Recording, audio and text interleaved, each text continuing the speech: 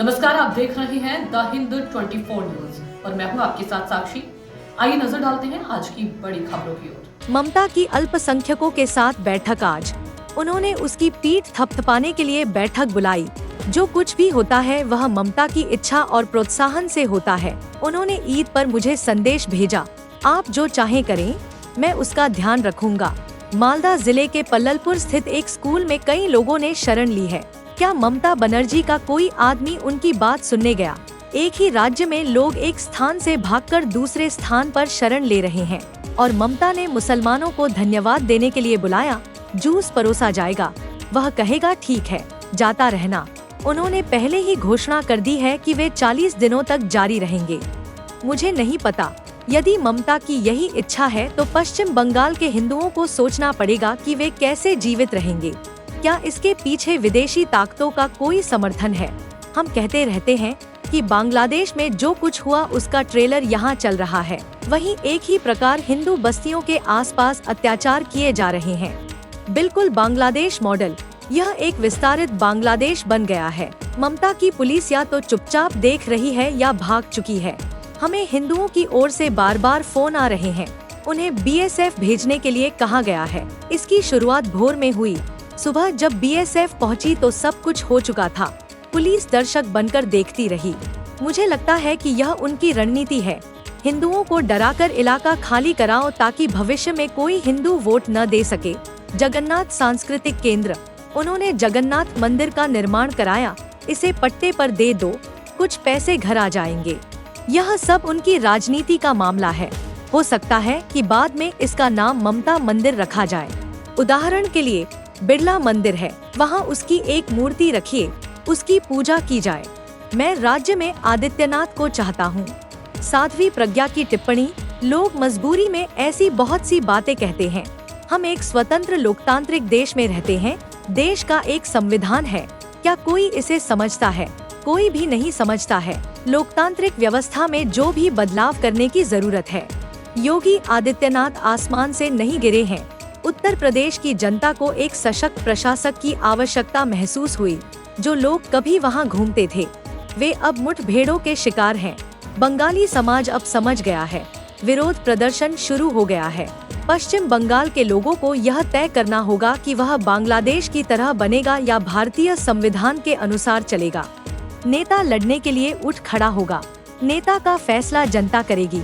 Media को Malda school में प्रवेश पर रोक। हजारों लोग बेघर हैं। वास्तव में क्या हुआ यह जानने के लिए आपको उनकी बात सुननी होगी। मीडिया पर रोक लगाने का मतलब है मीडिया की स्वतंत्रता में हस्तक्षेप करना। पीड़ित लोगों को बोलने की अनुमति नहीं दी जा रही है।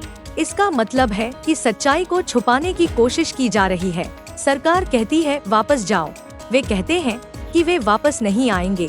इसका मतलब यह है कि उनके पास कोई सुरक्षा नहीं है। पुलिस पर कोई भरोसा नहीं है। बीएसएफ का काम सीमा सुरक्षा प्रदान करना है। चूँकि उन्हें 50 किलोमीटर अंदर तक प्रवेश की अनुमति थी, इसलिए उन्होंने आकर हमें बचा लिया। अन्यथा और अधिक लोग शरणार्थी बन जाते। ममता बनर्जी चाहे इस मामले को छिपाने की कितनी भी कोशिश करें, वह लंबे समय तक ऐसा नहीं कर पाएंगी। धुलियान का सीसीटीवी फुटेज वायरल। हजारों लोग अचानक नहीं आ सकते। क्या पुलिस को कोई जानकारी नहीं थी? दरअसल कोई भी जानना नहीं चाहता। ऐसा होने दिया गया। वह मुख्यमंत्री किसी माओवादी को उसकी आंखें देखकर पहचान सकते हैं और बता सकते हैं कि पार्टी में कौन खा रहा है और कौन सो रहा है। और राज्य में इतनी बड़ी घटना की कोई खबर नहीं है। सारी खबरें वहाँ हैं।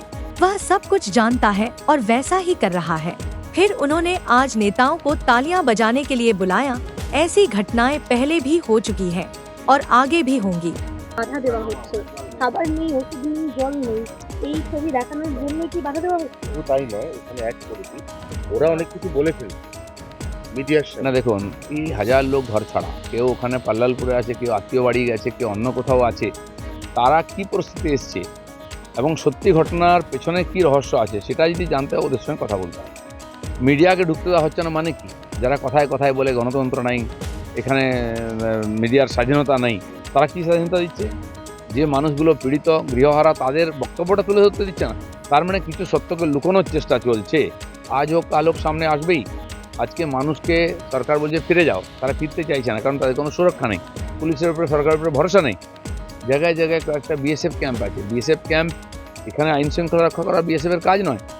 বিদেশ থেকে কেউ ঢুকছে কিনা, বর্ডার সুরক্ষিত কিনা, এটা দেখার কথা।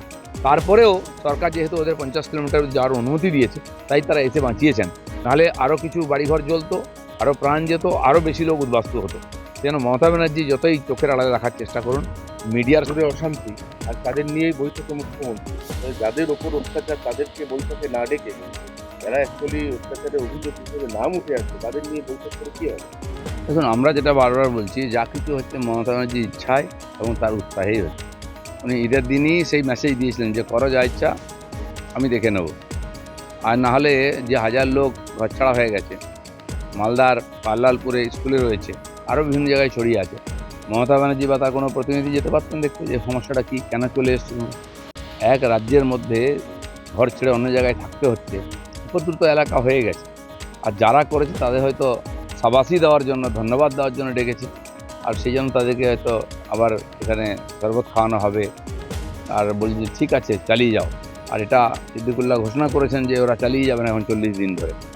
তা আমি জানি না, মমতা ব্যানার্জির যদি এটাই ইচ্ছা হয়, তো তাহলে পশ্চিমবাংলার হিন্দুদেরকে ভাবতে হবে যে তারা কীভাবে বাঁচবে, সরকারের উপর ভরসা করবে না নিজের উপর ভরসা।